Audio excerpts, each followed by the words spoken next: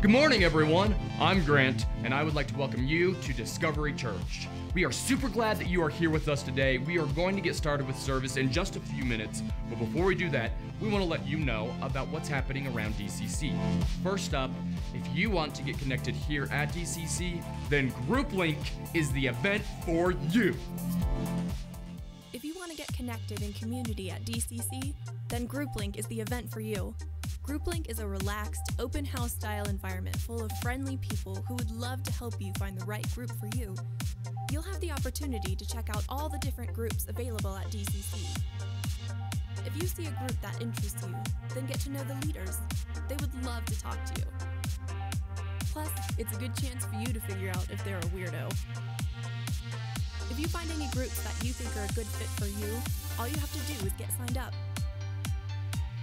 We hope that you will join us for GroupLink.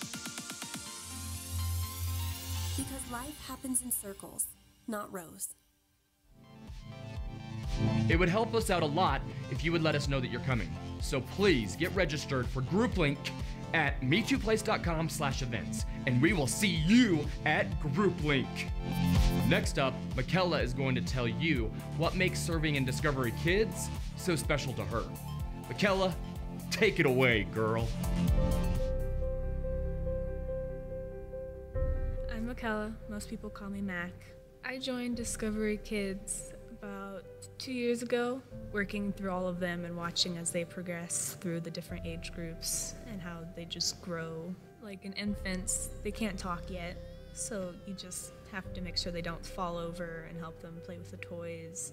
1-year-olds, they start saying their first words and they're walking, and then 2-year-olds to step up when they learn what sharing is and how if you spill water, it's gonna be wet.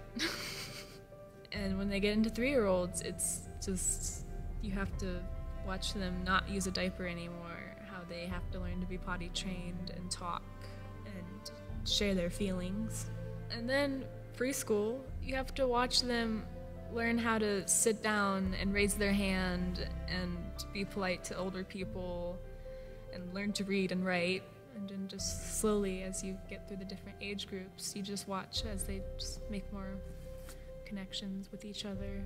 They dance on stage and they sing these songs and they slowly learn what they mean. And as they get older, you just get to watch their minds work. Watching these kids grow and teaching them and learning from them is just something that will change your heart forever.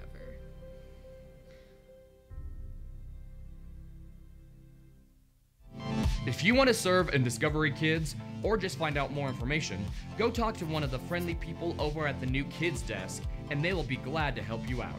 Or you can see all of the available positions at me2place.com/kidsministryjobs. Next up, guys, you are not going to want to miss out on the Zombie Shoot and Man Night event. Especially all of you that are secretly hoping for something like this to happen.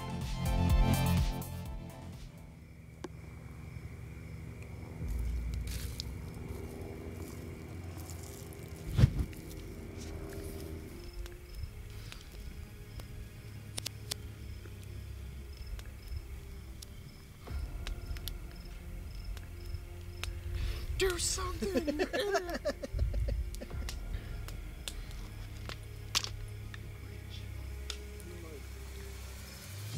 Zombie dog.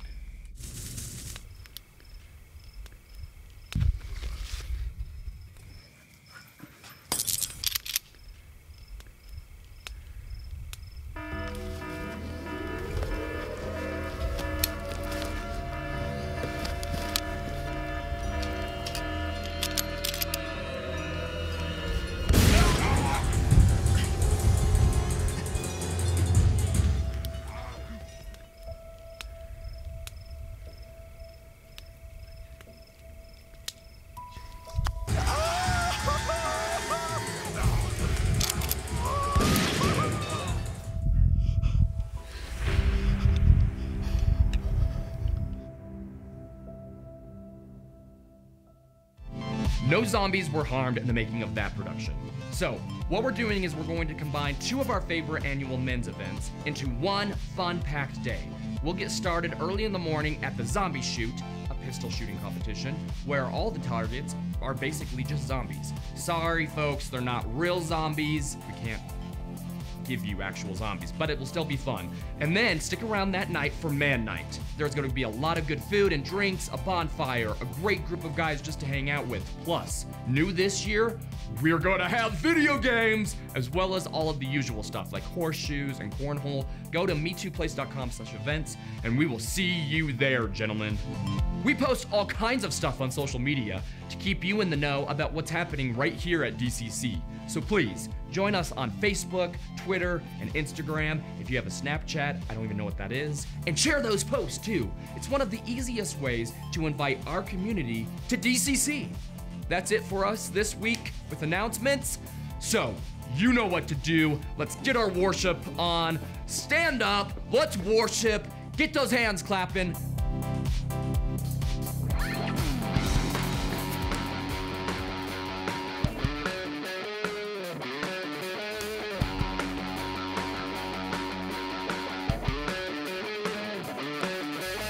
Would you believe me? Would you listen if I told you that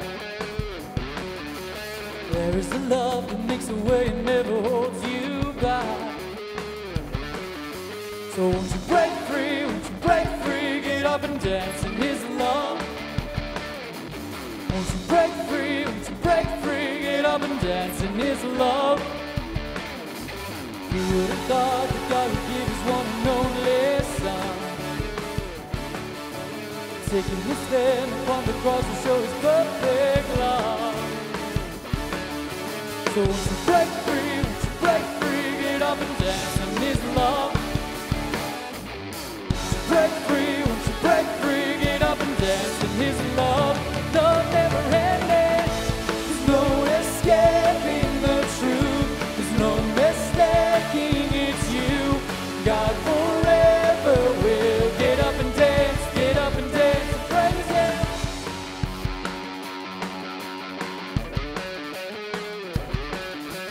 Now is the time to take the freedom that has come our way.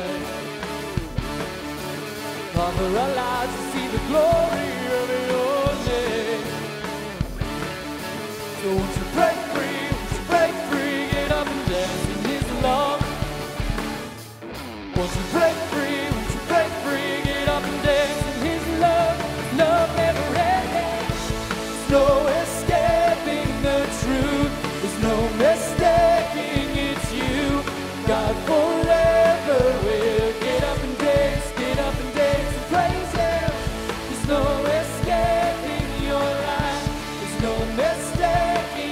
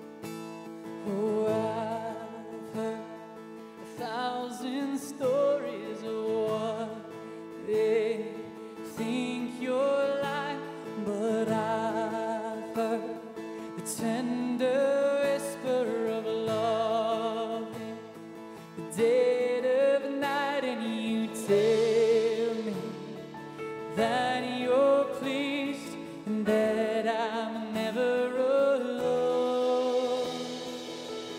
You're a good, good Father. It's who you are. It's who you are. It's who you are. And I'm loved by you.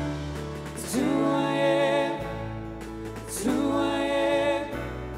It's who I am.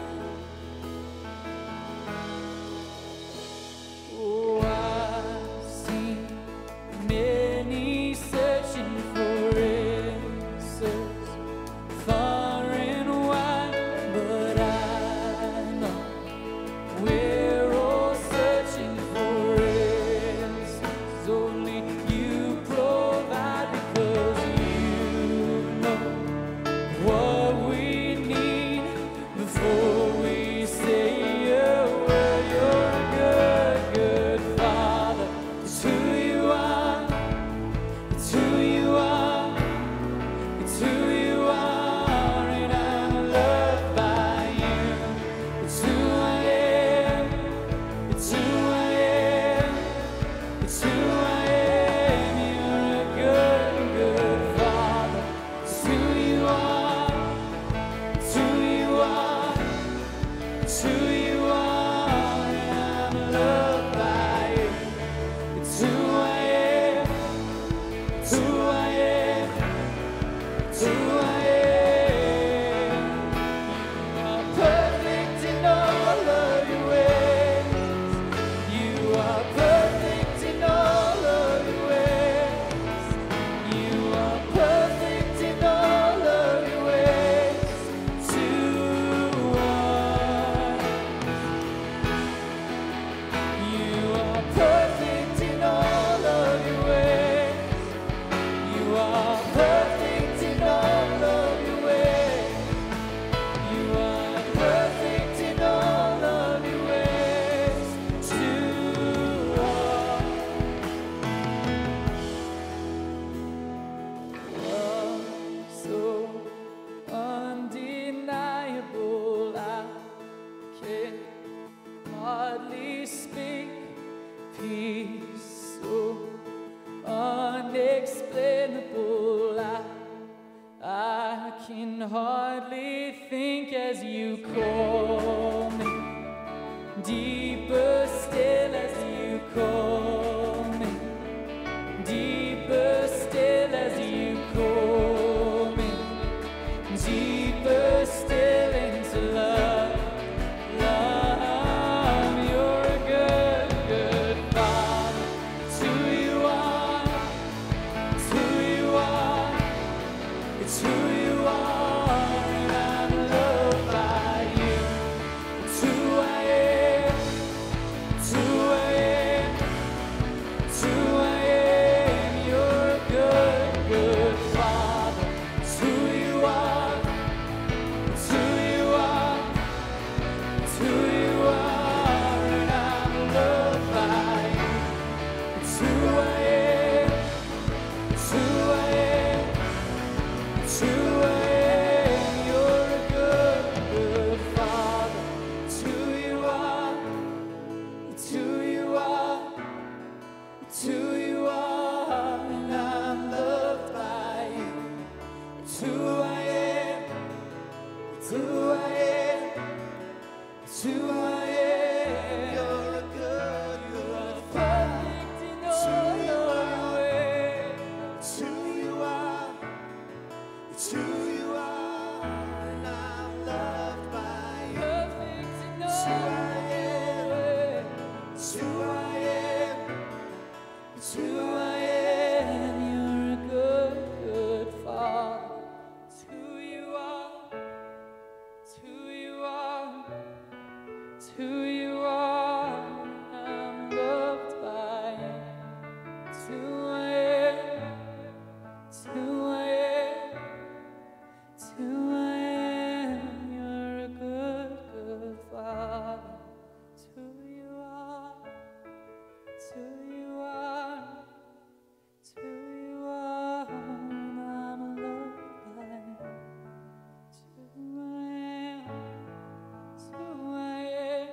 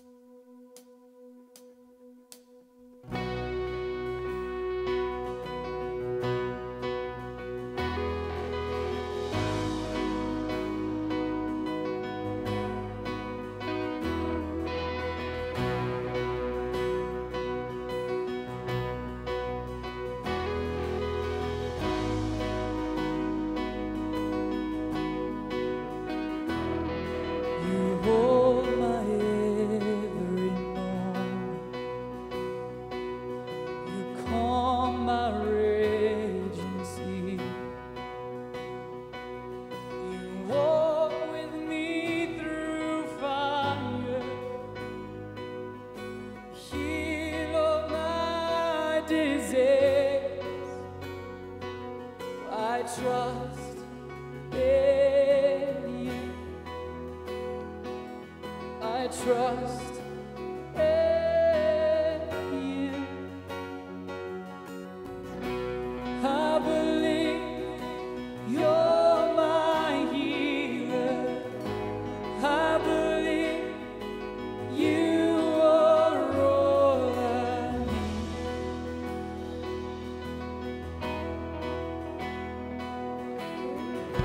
And I believe you're my portion. I believe you're more than enough for me. Jesus, you're all I need.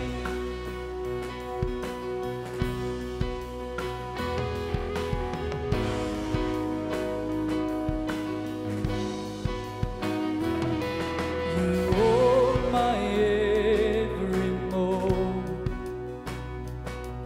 You calm my raging seas.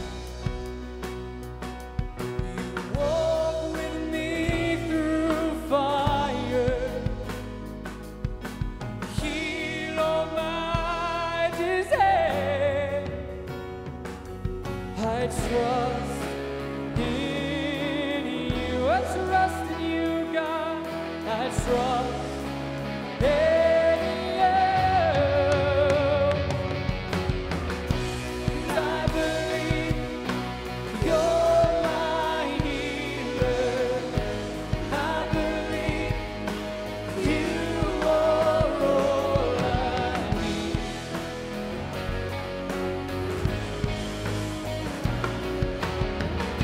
And I believe you're my portion.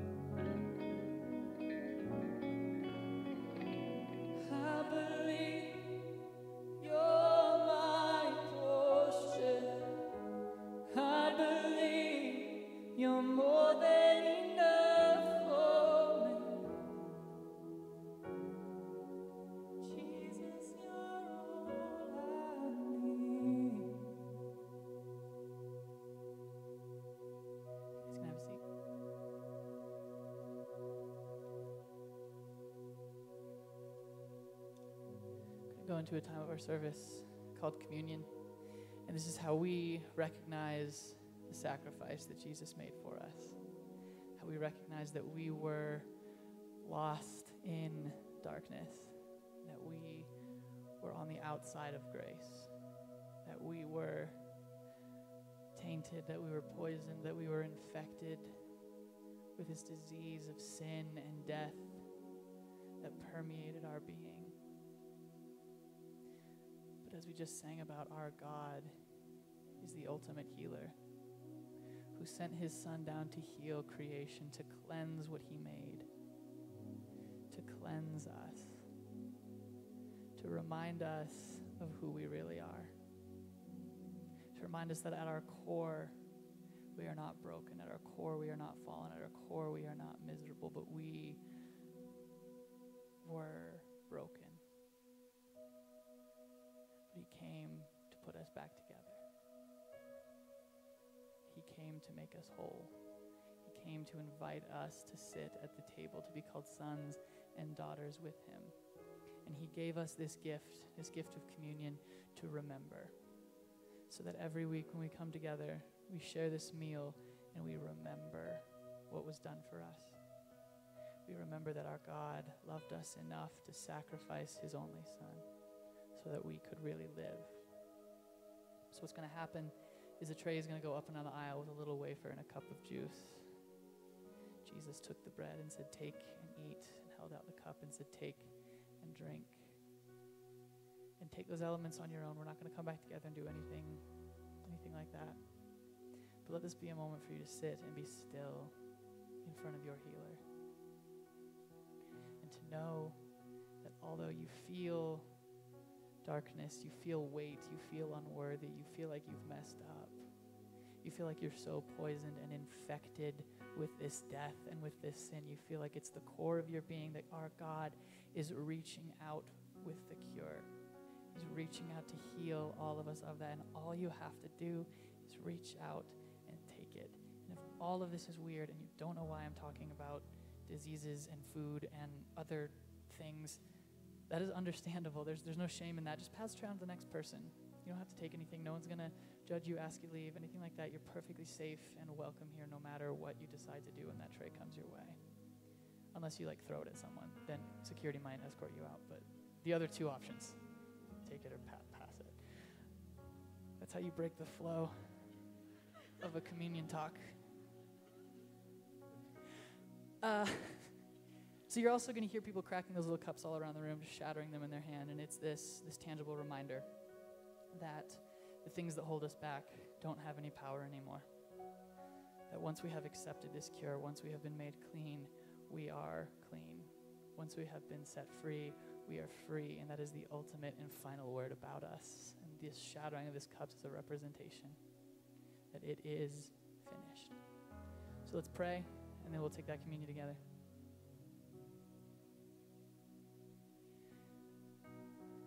God, we thank you that you loved us enough to heal us. That you saw this sickness, this infection spreading across your creation, and you would not stand for that. You would not let it win. You would not let it overcome us. And that you knew something drastic had to be done, and you made that choice, God.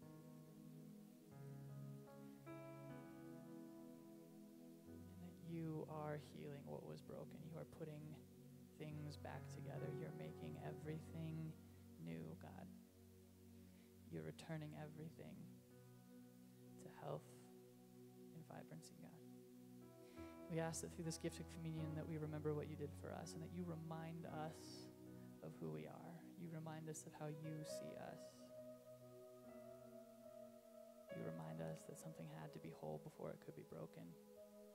And that you remind us that you are putting us all back together piece by piece. In your name we pray. Amen.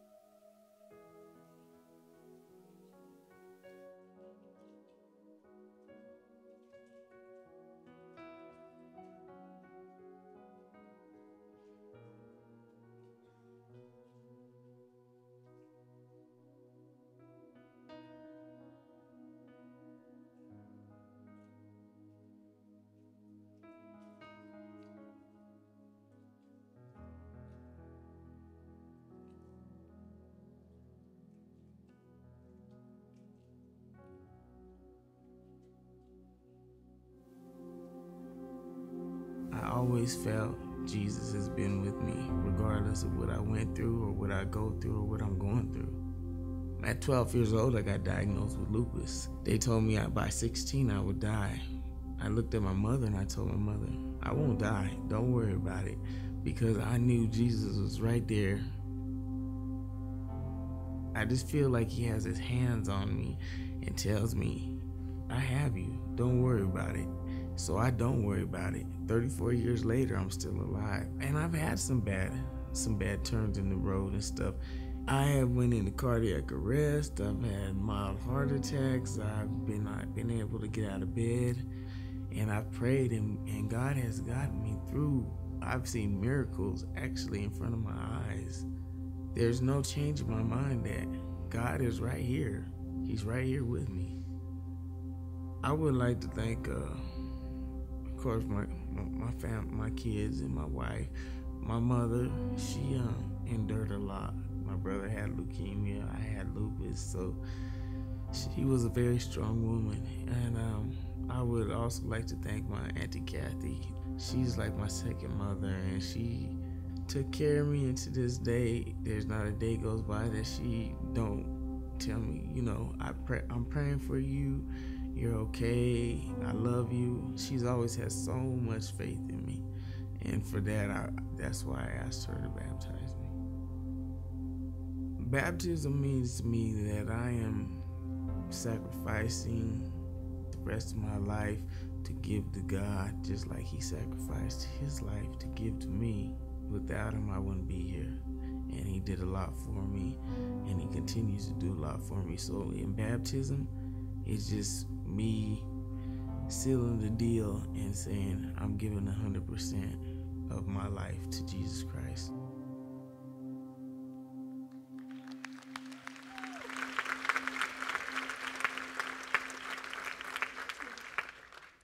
Marquise, I have been with you since you were born. And from that very day, I knew you were blessed. I knew the Lord made someone special. I knew he brought you into all of our lives because you have something beautiful to offer. And through all those years and all the ups and downs and all the hardships you've been through, I've seen you just rise to the occasion in faith. I've seen you give thanks to God even on your worst days. And I really thank God for you always. I pray for you, and I know you pray for all of us. You have raised a beautiful family. You raised them in that faith. I feel that today is just an outward declaration of everything that you believe in, and I stand with you in that faith because I believe with you and for you. And I do baptize you in the name of the Father, Son, and the Holy Spirit.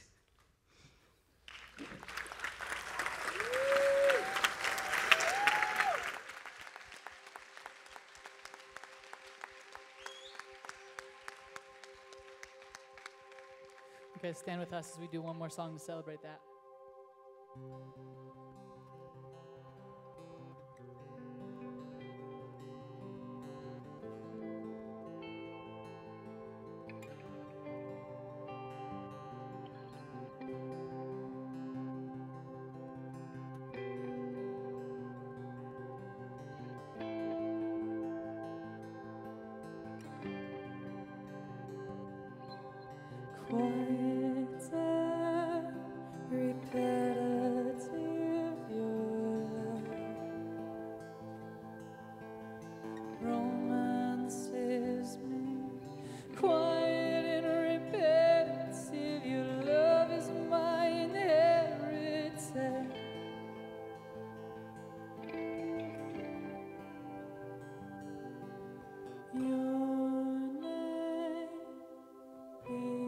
So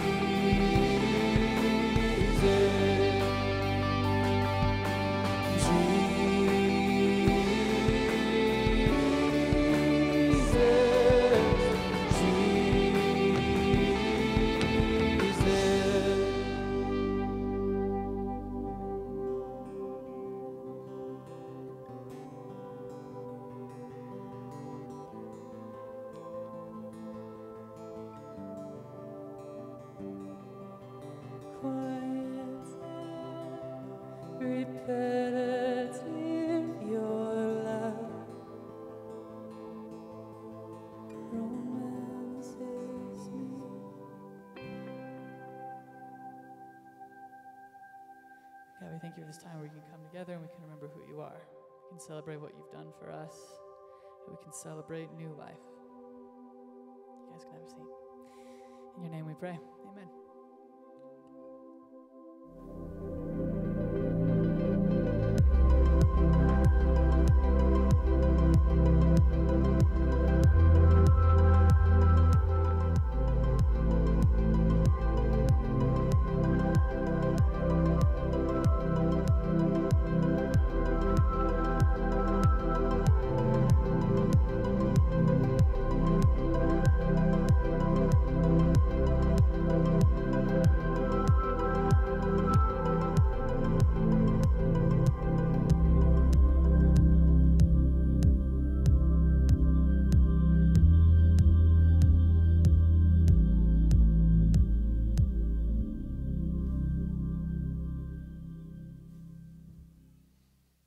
So hey there, good morning.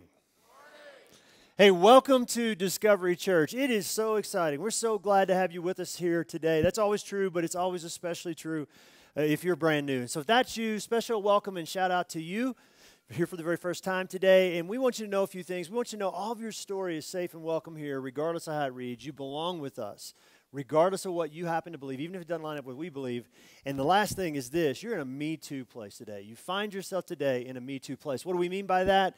You're in a place today that is full of people who are exactly like you. I promise you that's true. I hope you've already felt it and you experienced it in your time here with us, and you've already decided you're going to come back and do this again in the future, hopefully even next week. So special shout out and hey and thank you and welcome to you if you're new, and of course to all of our online friends tuning in right now too. You know, I'm especially excited to be here today. I get excited to be here every single week, and I love this place and what God's doing in this place, but I'm especially excited today because 9 years ago today, I stood up on a stage over at Sand Creek High School, about 100 people maybe that day, as the new pastor of this kind of struggling church plant, this little church called Discovery Church. And it has been an amazing 9-year journey. For me, it was some incredibly difficult seasons along the way. That's true. But I want you to know, as I stand up here today, I have never been more excited than I am today about the vision that God has for this place. I'm just so pumped about that. I think our best days are yet to come, and they're ahead of us, and I'm pumped about the fall. I'm pumped about 2 Saturday night services coming up, and I think it's going to be one of these seasons for all of us where we're going to say, you know what, I'm so glad that I was a part of that. And so hang out, hang around, jump in, stay with us, and let's just get there, and let's just see what God's going to do come October. This past Thursday, I had lunch downtown, which wasn't a great idea because it was the bike race day. But I didn't set it up, and so I didn't think about it until I got in the traffic, and that was fun. But I had lunch downtown with Jason. He's the pastor at Red Rock Church over a little bit further west, and then with my friend Yemi, who used to be on staff First Pres. Now he's the kind of leader of City Serve and also works for the city. And it was great. It was great to be with those guys. We met at Bingo Burgers downtown, and I'd never been there before. And so let me just pause and say this: God is in Bingo Burgers. I'm convinced of that, right? And it was great. It was so good for my heart. Not the burger, but the time together was good for my heart. The burger was good for my gut. So yeah, it was good for my heart to celebrate and just to be with my friends and just to talk about all the great things God's doing in the city. We talked about City Serve. We celebrated that and that initiative in our city. We talked about the 'Cause I Love You movement and the part that we were a part of starting and leading in this church. That was exciting. And so we just kind of thought back to this past Easter, just like 3 or 4 months ago. God did something amazing in the city. About 30 churches came together, and we gave together on Easter Sunday, we gave over $200,000 to Springs Rescue Mission, our partners, to help the homeless in our city. Yeah, it was amazing. It was amazing. It was great. It was crazy. Like First Pres downtown, like they've been around since like Jesus left. I mean, they've been around forever, and they've been around like 150, 60 years. It's amazing. One of the first churches in Colorado. But anyway, they said it's unprecedented. That never before has this ever happened in our city. So we celebrated that. And then we celebrated 1,500 people from churches, like 12 different churches last year, hit the streets for City Serve, and we did service projects all over the city, you know, showing the love of Jesus, no strings attached. And that was amazing. And then we started dreaming about what's God going to do this year when thousands of us, not 1,500, But thousands of us hit the street on September 30th of this year. That's the City Serve date. Mark your calendar, save the date. Mark your calendar, save the date. September 30th, write it down. I'm not going to miss it. Tattoo it on your arm, whatever you got to do. But I don't want you to miss this. Last year, we had over 400 people from DCC alone in that 1,500. So we represented well last year, and I'm at lunch on Thursday, and I'm talking with Jason. He goes, yeah, you know, we've challenged our people at Red Rock. We need to have 500 volunteers for City Serve. I was like, okay. Now, here's the thing. We're like 2-3 times bigger than they are. All right? I'm just saying. I love Jason. He's my friend. He's somebody for me to lean on, just like we're talking about in this series. But I want to crush him. All right? I want to crush him in the name of Jesus, right? So let's crush him in the name of Jesus, all right? September 30th. Yeah, all right. So what's the point other than I'm just not a nice person? Okay, so there is a point. The point is this. We are so much better together than we are apart. We are so much better together. It's true of us as churches when we come side by side, but it's also true of us individually too. There was a time in my life, here's what I want you to hear. There was a time in my life where I did not know if what we're talking about in this series and what we're talking about today was even going to be possible for me. I had a bad start in Colorado Springs, and so I had this experience where I was in a room full of pastors out at Glen Erie my first year in Colorado Springs, and I had this experience with these pastors. I was talking about my story that left me feeling unwanted, unwelcome, disliked, and it really left me wondering whether I would ever have one single real friendship with any other pastor in this city. And that's what made Thursday so special for me. Because I left Thursday's lunch meeting, and I left it not only just being blown away by all the cool things that God's doing in this city and the amazing things he's doing as we're all coming together, but I left there really, really thankful for the two friends that I just had lunch with. And here's the thing. I've been in church my whole life. It took me a long time to get to this place relationally. It took me a very long path, and so I want to do my absolute best to make this path, this long path that I've traveled, so much shorter for you. And that's why we're doing this series. That's why we're doing this series. See, we all do need somebody to lean on. We do. We need somebody to lean on. But and it's important, right? We need somebody to lean on. But it's really more about having a few of the right people to lean on. We started talking about that a little last week. That's where I want to go back to today too. Because here's the thing. Because it's like we need somebody to lean on. We need a few of the right people to lean on. Okay, what's that mean? What does that look like? And how does that play out in each of our lives, in each of our stories? That's what I want to jump back into and talk about and sort through in the rest of the time we have left together today. All right, so let's do it. Ecclesiastes chapter 4. Ecclesiastes chapter 4. If you have a Bible and you can open it up and you want to do that, that's cool. They're on the back tables if you want to grab one. If not, YouVersion, our app, the program, a piece of paper we handed you, or just read with me on the screens. We're getting ready to pick up Ecclesiastes chapter 4. It's written by Solomon. Solomon, the wisest guy, had more wisdom than any person to ever walk the earth other than Jesus. So, what kind of wisdom is God giving Solomon to write for us? That's the question, and we're going to read it. Verse 4. And I saw that all toil and all achievement spring from one person's envy of another. This too is meaningless, a chasing after the wind. Fools fold their hand and ruin themselves. Better one handful with tranquility or peace than two handfuls with toil and chasing after the wind. Again, I saw something meaningless under the sun. There was a man all alone. He had neither son nor brother, and there was no end to his toil or to his work. Yet his eyes were not content with his wealth. For whom am I toiling, he asked, and why am I depriving myself of enjoyment? This too is meaningless, a miserable business. All right, I want to stop right there. Excuse me. Okay, so here's my questions. Are there people around this guy? Solomon says, there's this guy, I see him, he's all alone. But are there people around this guy? Of course there are. Yes. Are there opportunities for relationship all around this guy? Yes. Then why is he all alone? That's a great question. He seems to be preoccupied. When we read these verses and we think about this, he seems to be preoccupied with what? With work. Workaholism. Anybody else ever struggle with that? Yeah, it's kind of going on here, right? And so what's driving his desire to work? What's driving that? And Solomon tells us it's envy. It's envy, right? I see what they have and I want that. And so boom, I work. What is this pursuit? Well, what does Solomon conclude about? What does he conclude about this pursuit that this man is on? He says, excuse me. He says it's meaningless, a chasing after the wind. Now, Here's the deal. We could pause right here, and we could spend the rest of our time together talking about envy. And that would be a good use of our time. I mean, the Bible says envy rots your bones. So envy's not a healthy thing. We could talk about that. That'd be okay. We could talk about workaholism. Some of us are like, no, please don't talk about that. But we could talk about that, and that would be a helpful thing too. But I think the best use of our time together today, I really believe the best use of our time together today is to pause right here and to focus on this. Something different. I want us to focus on this. And it goes like this. Relationship and the potential for real relationship. You ready? Often gets lost in our pursuit of what we believe will bring us happiness. If you think about it, you'll see it. Relationship and the potential for real relationship, what we're talking about in this series, often gets lost in our pursuit of what we believe will bring us happiness. So I want to ask the same question 3 times today in just a slightly different way each time. Okay, so the question is this. The first question for today, make it personal. As I look at the current relationships that exist in my life, the relationships that I'm pursuing, and the relationships that I'm interested in pursuing. All right, so throw them all in the bucket. All that relational stuff is right here in front of me. How many of those relationships are beyond surface level?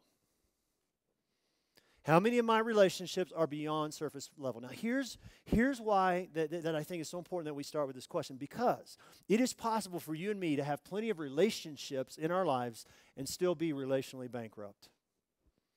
That's the seat some of us are sitting in today. My daughter Sloan, my second daughter, she has like 2,500 friends on Facebook.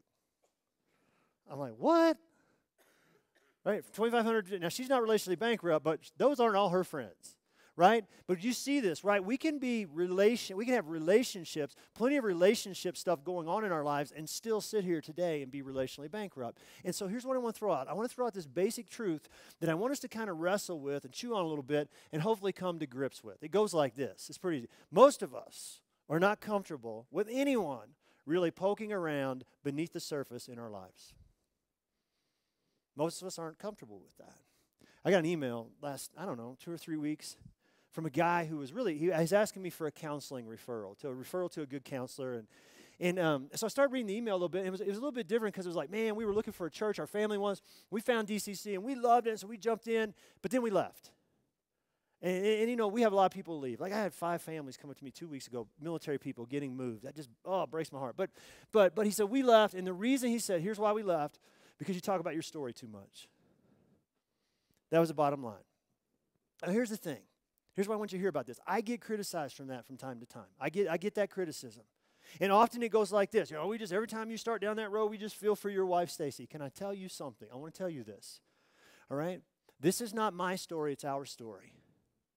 And the moment that God or Stacy tells me to stop or that they're not comfortable with it, I'll stop it.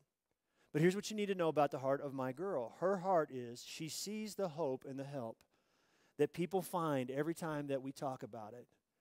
And she doesn't want that to stop. But still, it doesn't cause people to tense up, and get critical from time to time. But the confusing thing for me as I was reading this email was it wasn't a critical spirit. His tone wasn't criticism. Actually, as I kept reading, it was apologetic. And you know what? Ultimately, here's what it came down to. He said, every time we came to DCC, as I sat there in the seat, I was in the middle of an affair. And so what? So every time that I pointed to the mess beneath the surface in my past, it poked and prodded and pushed into the mess beneath the surface in his present. And what do? We push back on that, right? We don't move towards that stuff. We move away from those kind of things in our lives. So I've used this illustration many, many times. I'm going to throw it up here again today because visually, some of us are visual learners. This may be all you remember from the day, and I want you to remember that because that's your life. That's my life too, right? 10% of it's above the waterline. Most people only see a small portion of it. Isn't that true? We live our lives at the surface. There's only so much we allow people to see. This is where we stay relationally too. Most of our relationships, it's just true.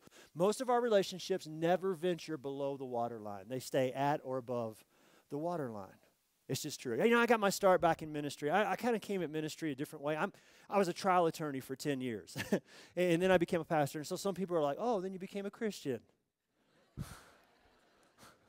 Like, shut up. That's a bad attorney joke, right? I've heard them all. So No. But the thing was, I was a practicing attorney, and then I got asked to start and lead a men's ministry at Southeast Christian Church, my home church in Louisville, Kentucky. Bob Russell, senior pastor, came to me, asked me to do this while I was still a practicing attorney. And so I got in this Bible study. There was this Bible study. Church was like 9,000 to 10,000 at the time, people. And so I get in this Bible study where there's 200, maybe 250 guys, and I tell my story, and I encourage guys to get in accountability groups. And so we had 150 guys in one day raise their hand and say, I want to be in a group. So we started 30 groups, 31 groups, something like that. And the groups were going gangbusters. And I'm watching these guys, and it's great because you're seeing their lives are beginning to change as they're doing life together. And that happened for about 4 months. But then 5, 6 months in, they started to kind of fall apart. And it just like get really, really shaky. It's like, what's going on? So I started going and attending each of these groups just to see if I could figure out what was going on. And here's what I discovered. Every single one of these groups had reached the exact same point. It's a point that I came to define as the breaking point. This group is at a point where it's either going to break through this, and it's going to be an incredible experience for every man in this group, or it's going to break up and the group's going to be gone. It's going one of two directions here. It's at this breaking point. What determines which way it's going to go? And here's what I saw. Would anyone in the group be willing to go beneath the surface level in their life and in their story, and would the rest of the group support that? We kept running into this problem. And here's what I want you to see about that. Weekly accountability questions are great, but they're not capable. They're not capable of taking the relationship beneath surface level.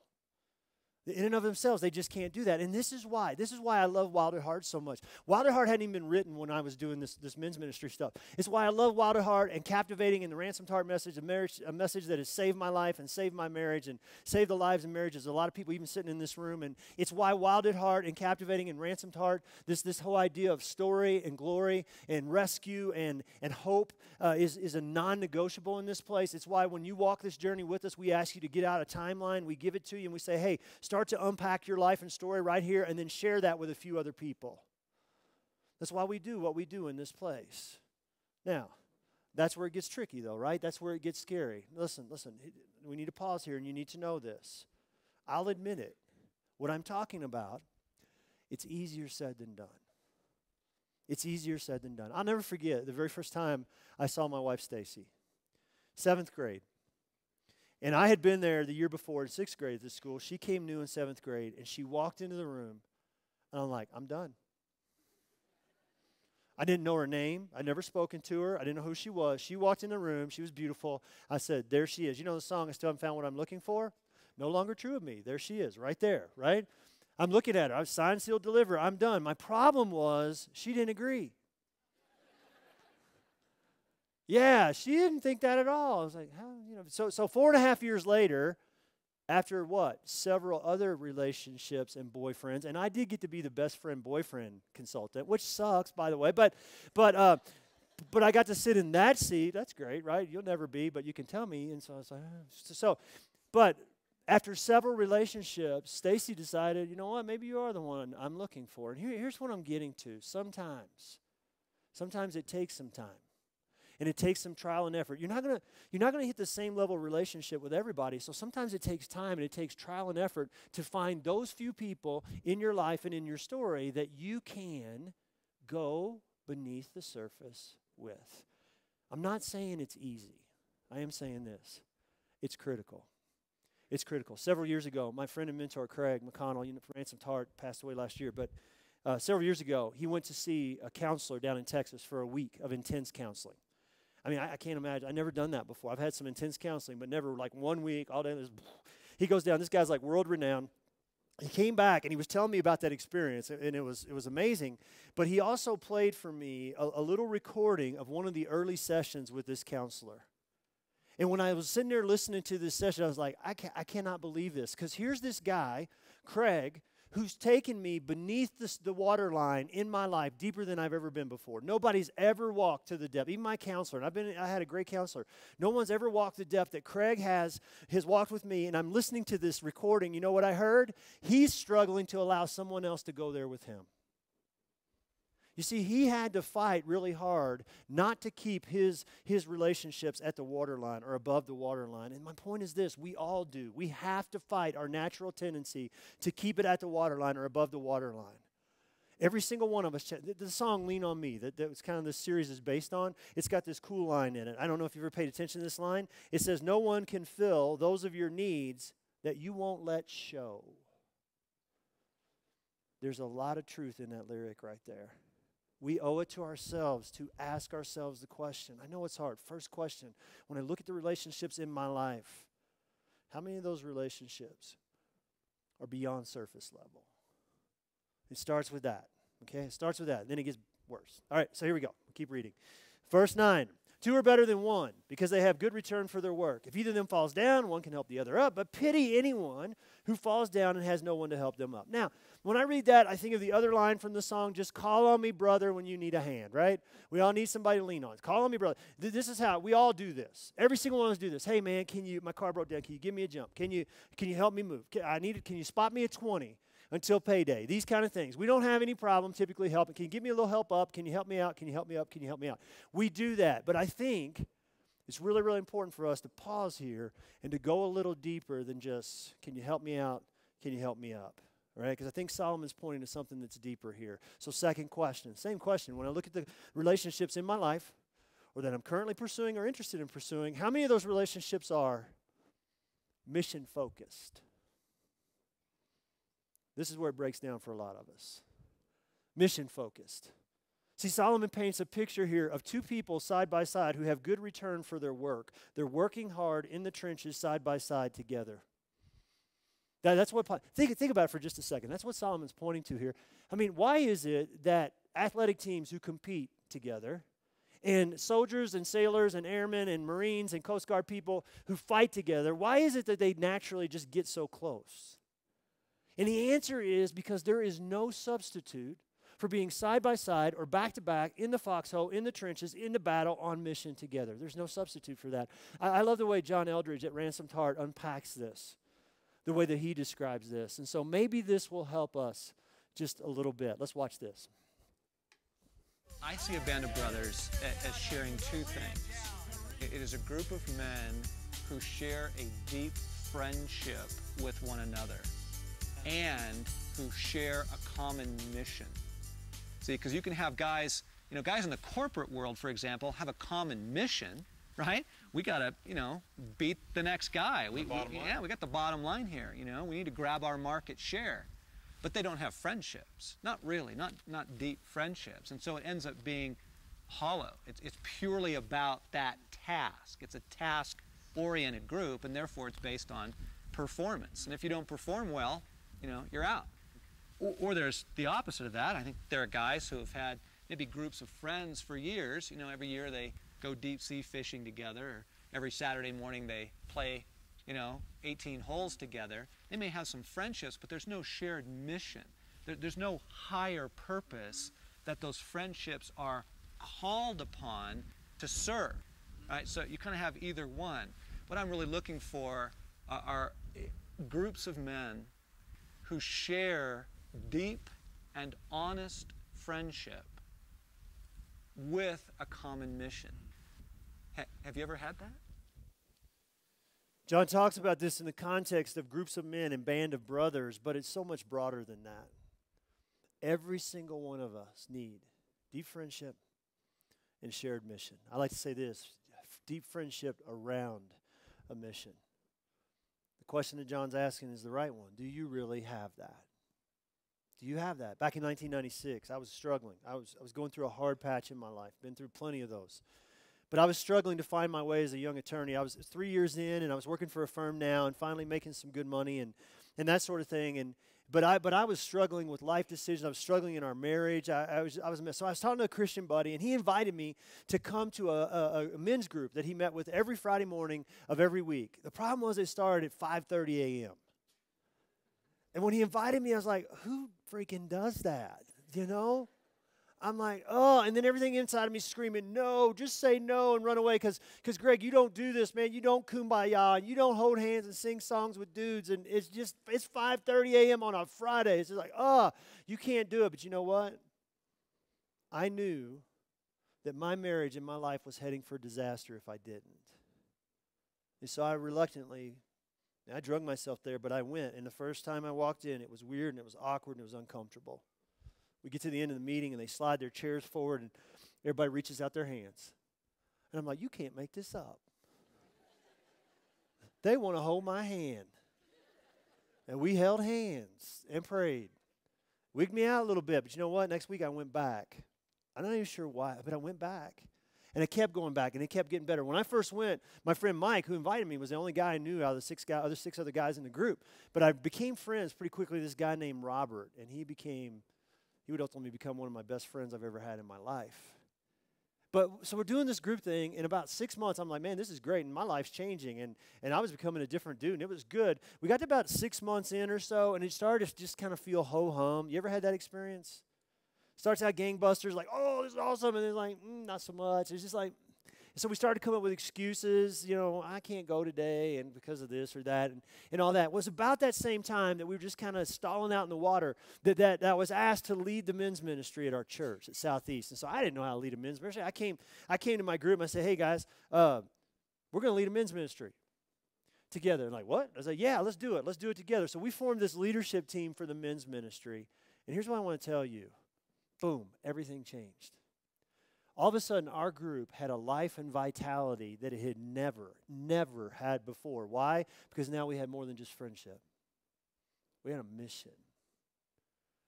It's all about, that's what John's talking about here. It's not just friendship. Yeah, I got close friends.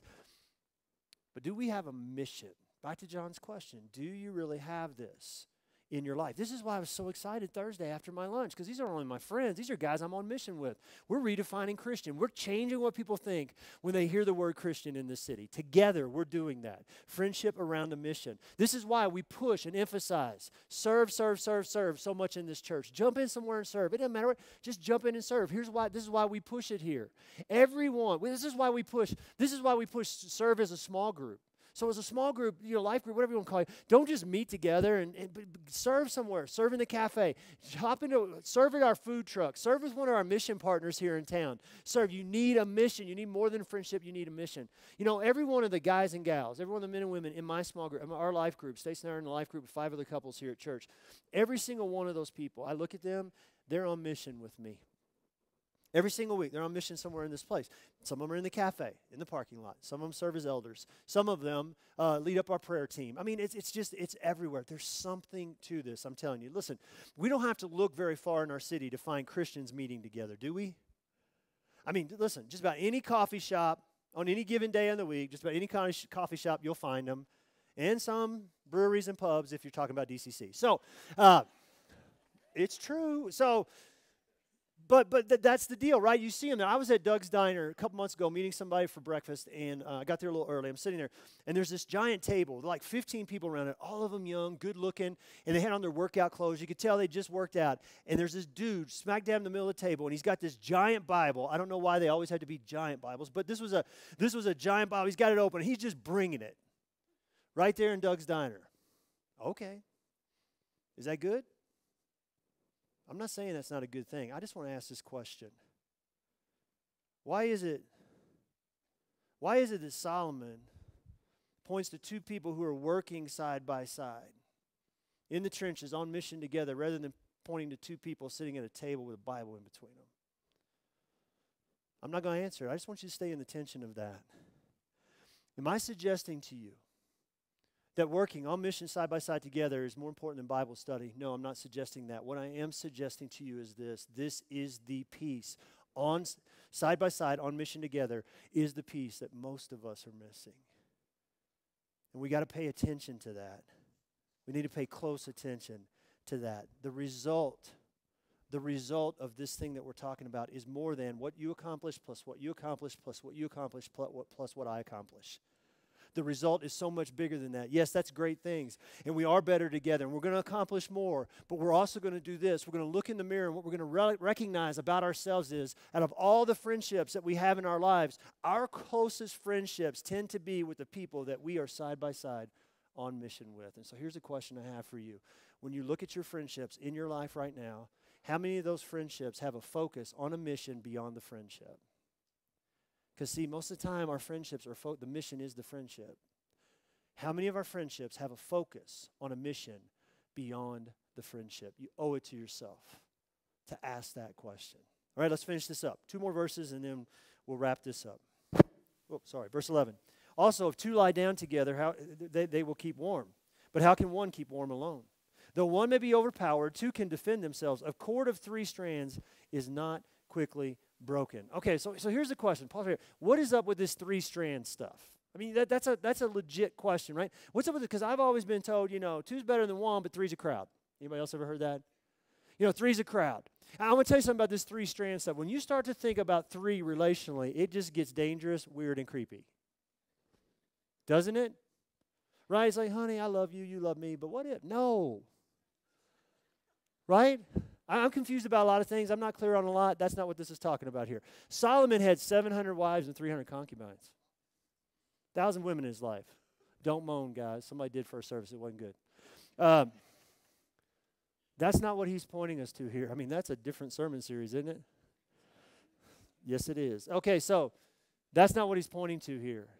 I can't prove this, and it bugs me that I can't because the attorney in me wants to prove it. I can't prove this, so all I can do is ask you to consider it. What if Jesus is the 3rd strand here? What if the 3rd strand here in this relationship is Jesus? So it's me, and it's you, and it's Jesus. Now, I want you to think about that as we ask this last question. So, when I look at the relationships that exist in my life that I'm currently pursuing, I'm interested in pursuing, how many of those relationships are Jesus-centered? Where is Jesus in the mix of my current closest relationships? I got to be honest with you, I don't know about you, but this is the aspect of relationship that I have most struggled with over the course of my life. If you came to our house and you walked through our house and you looked at just the stuff hanging on the walls. So you just walked through all the rooms in our house, you finished that up, I think you'd quickly come to this conclusion. You would see these are the things that are important to us. Family is important to us. Jesus is important to us. Rescue is important to us, and Me Too is important to us. That's what you would conclude if you walked through our house. But listen, if you came to our house and you stayed with us for a week, here's what you'd also see. You'd see that sometimes Jesus has a tendency to slip from the center of our relationship, our family, and our marriage. And we don't do it on purpose. It just happens. Church doesn't slip. See, I can't let church slip because church is what I do, but it happens. Jesus slips. And you want to know where I primarily see this? In my relationship with my wife, Stacy. In my prayer life with my wife, Stacy. See, nothing makes her heart come alive like, flowers. So that didn't used to be true till like 5 years ago, and it changed, which is kind of scary. But it changed, and so, but still today, like a week ago Friday, I brought flowers home. She'd had a long week. I brought flowers home. She looked at me. She looked at flowers. She started crying. Not in a happy way. I'm like, what the? I don't even know what I'm doing, all right? So it's just crazy, right? But so it wasn't flowers. It used to be, but now it's flowers make her come up. But nothing touches her heart more, does more for her heart than when we pray together. And when I pray for her, with her. And when I pray for my girls, and I pray for my grandkids, and every once in a while for my son-in-law too. There is nothing that draws her in and just speaks to her heart like when we pray together. And yet, sometimes I forget. Sometimes I get wrapped up in Sports Center. Sometimes I get wrapped up in the book I'm reading. Sometimes I'm just too tired and I take a pass. And she kisses me goodnight and she turns over and she goes to sleep. And I've just let Jesus slip just a little bit from the center of our marriage and our relationship. Here's the thing. We spend so much time as Christians and church people chasing all this stuff, all these tips and techniques on how do you experience Jesus. How do you experience Jesus? How do you experience Jesus? How do you experience Jesus? We got the church list, right? I want to tell you something. There is no better way to experience Jesus than through a relationship or 2 or 3 relationships that are totally centered on Jesus. Back in August of 1998, August 10th, 1998, 19 years ago this past week, I lost one of my closest friends in life. It was Robert, the guy that I just talked about a few minutes ago that I met in that 5:30 a.m. group. He worked late one night. He was coming home. His car ran out of gas, so he crossed a highway. He was in an intersection of two highways. Crossed the highway, went over, crossed this one, came out of the median, tried to beat a pickup truck across the road, and got hit, was immediately killed, leaving behind his wife, Tracy, and his two little girls, Shelby and Lindsay, who were the same ages as my oldest two at the time, like 6 and 4. About 3 weeks after his death, we found out that when Robert died, his blood alcohol level was over twice the legal limit. And I'll never forget when I heard that. I was so pissed. I was so mad. I was so heartbroken. I was torn apart. Because, see, here's the thing. I knew that Robert had a serious alcohol issue in his past, in his distant past. I didn't know that he had an alcohol issue in his present. And as I stand, I'm 19 years after the fact. I'm still heartbroken over this because this guy was one of my best buddies. He was like a brother to me. And despite the fact that we were that close, there was some stuff beneath the surface level in his life that he didn't feel like he could bring to me, that he didn't feel like he could talk to me about. And that bothers me. And that bothers me. And I believe in accountability.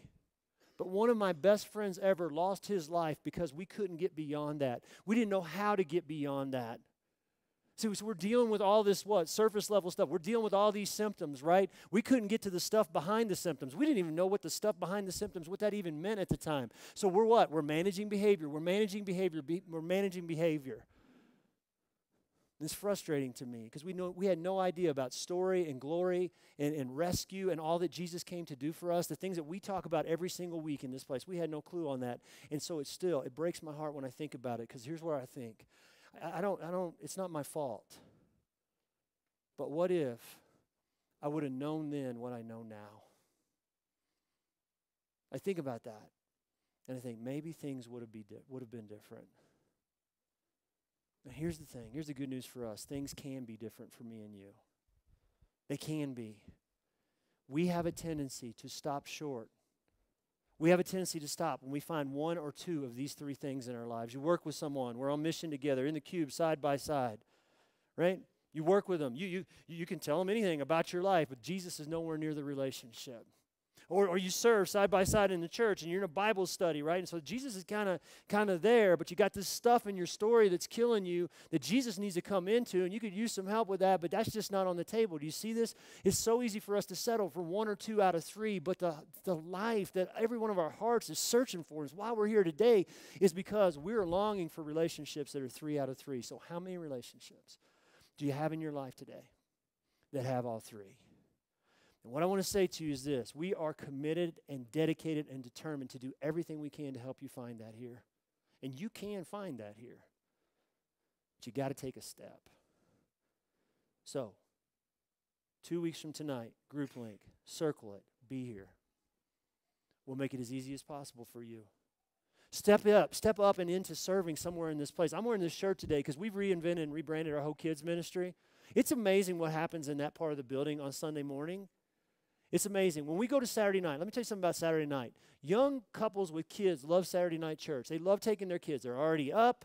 It's easier, all of that, and then they're done, and they don't have to try to drag them out on Sunday morning. We are going to have a mob of kids show up on Saturday nights, and we need help. We need to double the amount of people that we have serving in our kids' ministry. Jump in there. Jump in somewhere. I don't care. Jump in somewhere and start serving here. And don't do it for us. It's not a sales pitch. Don't do it for us. Do it for you. And just watch. Just watch what God does. Just watch what he does through that. Listen, we all need a few somebodies to more than lean on.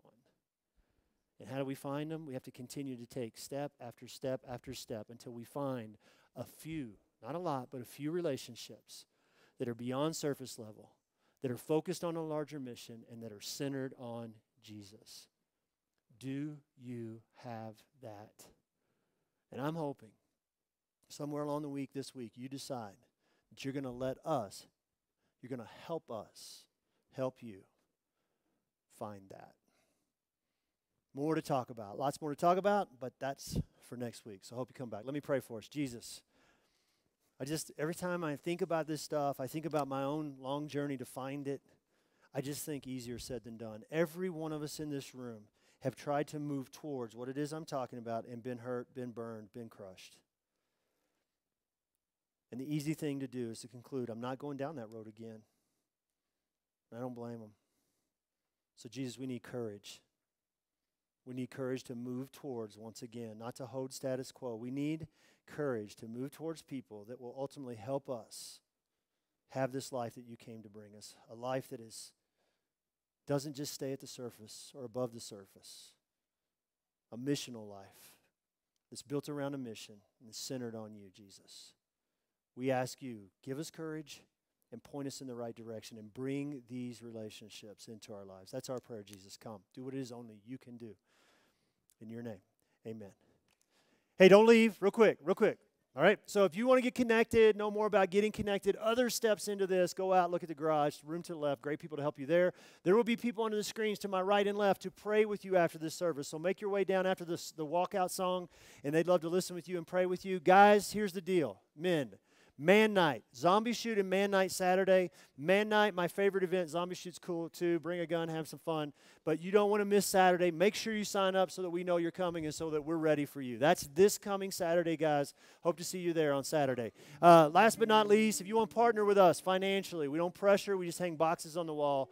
You can hit our app or our website if you want to do it electronically. Hey, I'll be back up next week for week 3 of Lean On Me. Hope you have a great week. I'll be out by the fireplace if you want to talk to me. Have a good one. See you next week.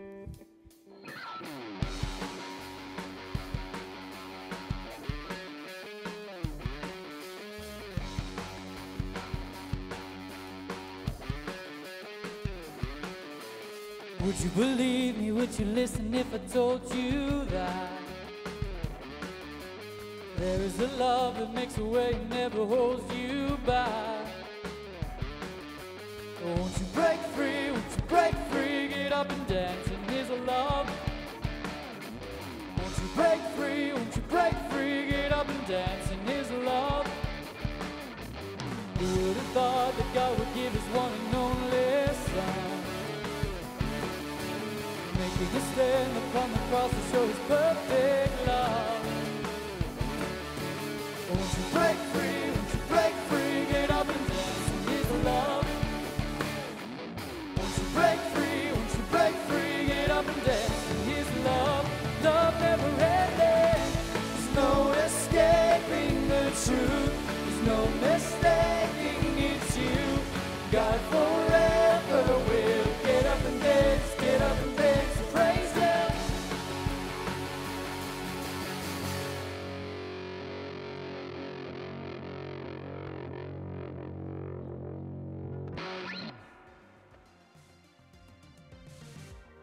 I wandered through the darkness, wasting away. My soul was cold and hopeless, dead in the grave. Then like a river of life in a dry land, like a flicker of sight to a blind man, I saw the